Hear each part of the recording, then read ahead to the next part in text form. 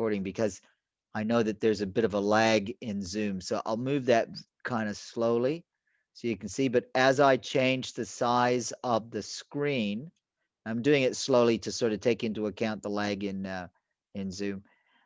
But as I change the size of the screen, the images change size and they all stay kind of relative to each other in their position on the screen. But what does not change is the relative positions that they have to each other or the way that they're organized on the page. So what I mean by that is you can see one image beside another image within a single sort of column of one color there. The red color is sort of sitting there, and we can see that. If we went down in the page now, we would see another box, a green box. So we got a red box, a green box, and if we went down more, we'd see a blue box. And they are sitting one on top of each other there because we can only have one box. The one box takes up the entire page. Now, if we look at the code for that, I think that's this one. There's no so this is the code for the page that we've just looked at. Now what we've got is inside the body, we've got a container, and then we set up a bunch of divs, okay? And we use IDs and we use classes. So we've got a div for content, which is basically holding everything in the page, and then a bunch of classes, okay, image box classes. Now the number of image box classes is different depending on, okay, so sorry, the image box classes are each inside a call class with its own ID. But all of these, so we have a div which has been given an ID and a class. That's kind of cool. So that means we can style it using the call, or we can style it and we can point to it using its ID. But all the columns, they represent, so the Nintendo div, which is of a class call, is going to be the red one. Then there's the Microsoft one, which is the green one.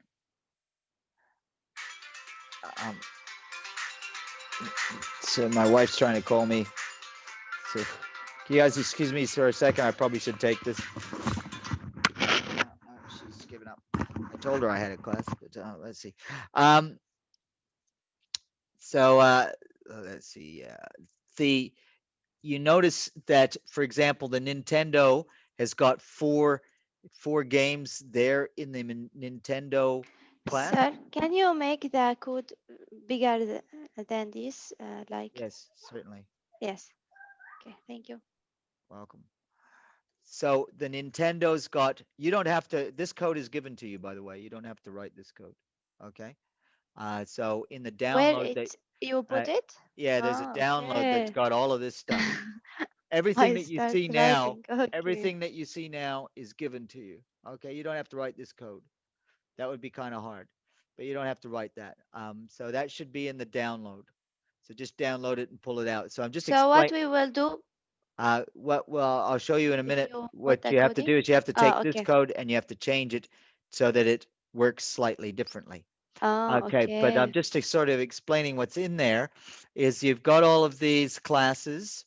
All right, so each of the call classes represents one of these boxes with its different color. And so we've got the Nintendo one in red, the Microsoft one in green, and the Sony one in blue. And there's the Microsoft. There's 3 games there. The Sony there's 3 games, and the Nintendo there's 4 games.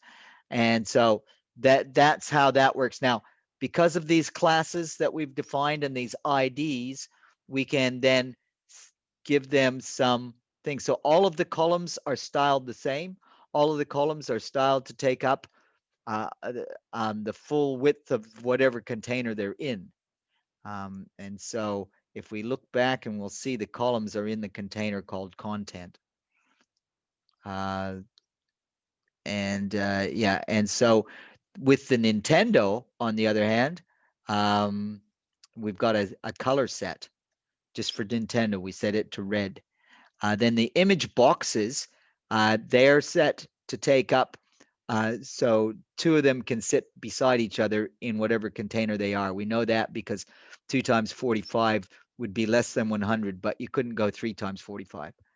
The image box itself inside has an image inside it, and the image takes up the entire image box. Okay, and so that's how that it gives us this thing here. Now, what I'm trying to show you is, okay, when we crunch it down, it looks like that. Uh, a column with a color bordered around it, and then games sitting so that they're by side in two columns. And if I stretch it out, and I got to do that kind of slowly, because there's a lag in Zoom, but it's the same, right? Two columns with the games beside each other in the two columns. We can make it big or small, but it's going to be the same whatever we do. Now, as opposed to this, now I'm going to show you what you're going to try and make. You're going to take that thing and convert it into this thing.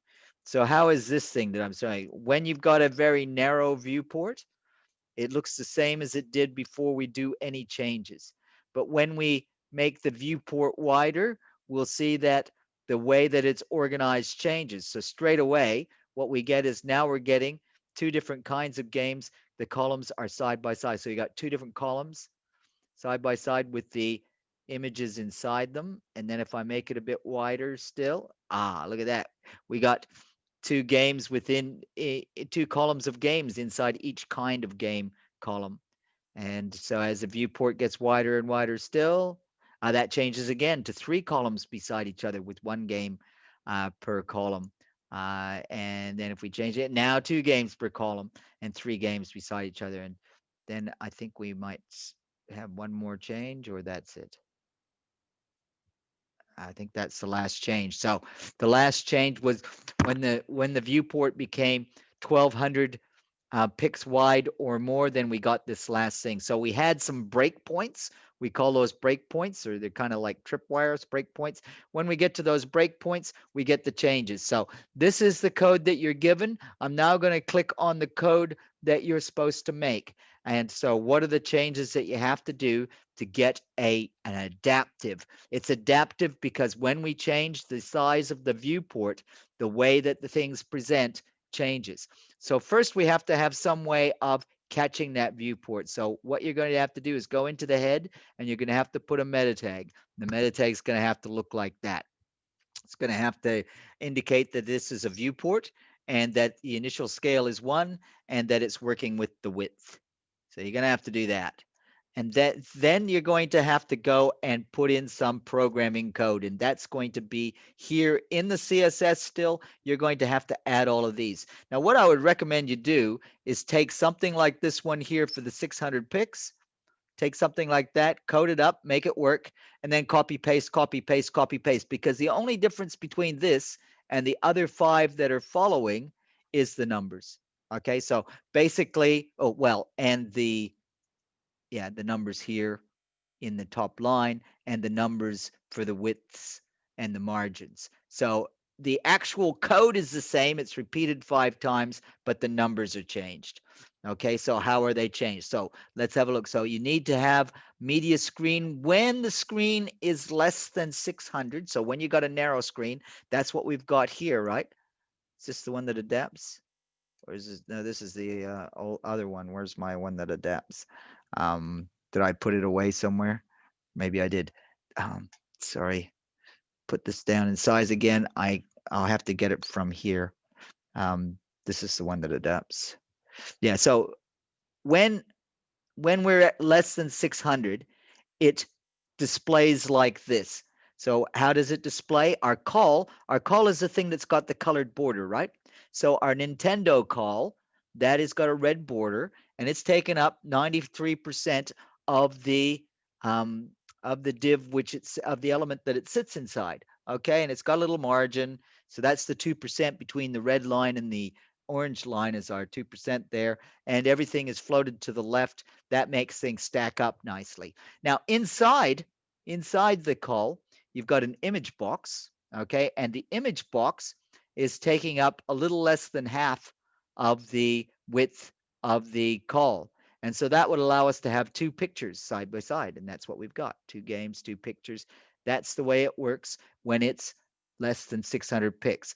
So then you could take this, once you've got that working, copy it, paste it, and then what you're going to do is you're going to change the max width to a min width, and you're going to have and a max width of 800. Then you're going to have to change the numbers, right? So now we're going to say when we're between 600 and 800, and let's just see how that looks. That's something like this. This would be when we're between that. What we're going to have is the column is going to be a little less than half. So that's why we've got two colored columns, right?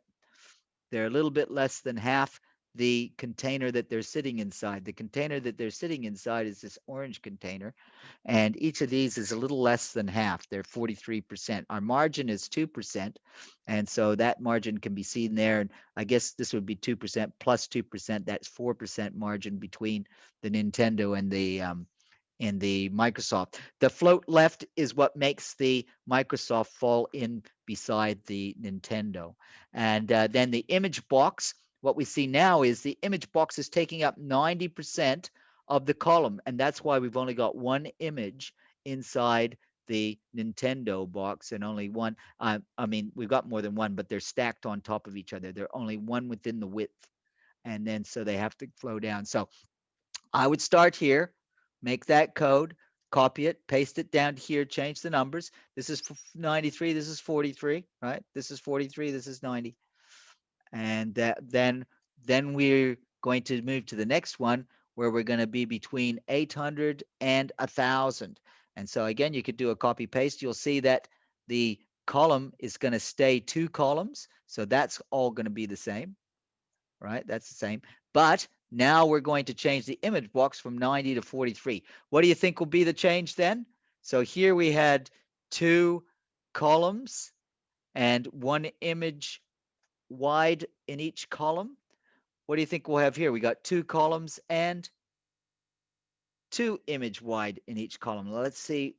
Let's go past the next break point. As I stretch it out, we'll hit that break point. The break point will be at 800 picks. So we're somewhere between 600 and 800 picks now. When we hit that break point, we'll see because it changes there. So we must be a little over 800 picks now because we've made the change and it is as we predicted.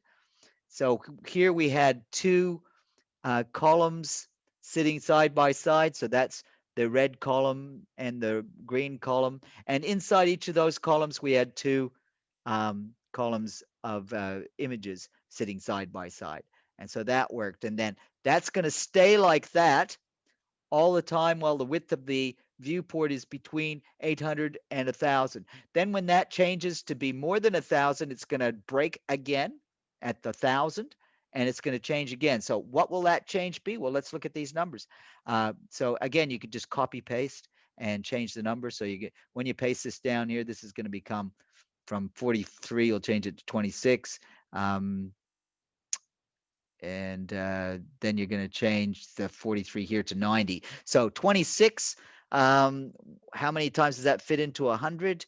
Well, it won't fit four times, but it'd fit three times. Now, why didn't we make it 33? That would fit almost exactly. That'd be 99, right? Well, because of the margins that we have to have, right? So 26 times 3 is going to be 80 something or um yeah, so is it 88 or 78? And then we've got all of our 78, and and then we're gonna have our margins are gonna fit around it. So let's see if that's the case. So that's gonna be three columns of colored boxes, and inside each of those should be one picture. Well, let's see if we can get past that breakpoint. That breakpoint will be at 1,000 picks. And there it is. So there's our three colored border columns and each of those colored bordered columns, the games stack up one on top of each other because we only had that because they take up 90% of the column that they're in. All right, so that is our break point. That's going to stay like that until we get to 1200.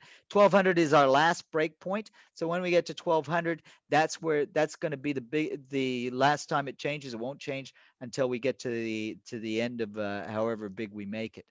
So what that last one is going to be, okay, the width of these columns is going to be 3, and that's fair enough because we only got 3 different types of games.